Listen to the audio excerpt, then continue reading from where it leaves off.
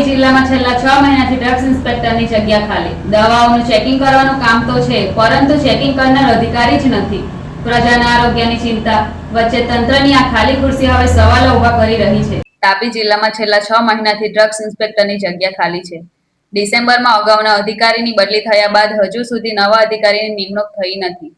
દવાઓનું ચેકિંગ, નમૂના લેવાની કામગીરી અને મેડિકલ સ્ટોર સહિતની તપાસ માટે અધિકારી જરૂરી છે, પરંતુ અહીં તો અધિકારીની જગ્યાએ ખુરશી ખાલી જોવા મળે છે. ચોમાસાની સિઝનમાં ડુપ્લિકેટ કે હલકી ગુણવત્તાની દવાઓ બજારમાં ન આવે તે માટે ચેકિંગ જરૂરી છે. ત્યારે 6 મહિનાથી અધિકારી વિહોણા તાપી નદીમાં ચેકિંગ કામગીરી કેટલી અસરકારક રીતે થઈ રહી છે તે મોટો સવાલ છે. ડ્રગ્સ એન્ડ ફૂડ કંટ્રોલ વિભાગની કચેરીમાં પૂછપરછ કરતા સ્ટાફે પણ ડ્રગ્સ ઇન્સ્પેક્ટર ન હોવાનું મૌખિક કબૂલાત કરી.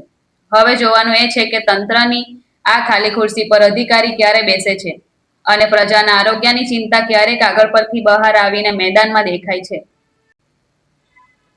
Ganesh Gujjar, AB48 news Gujarat, Tapi.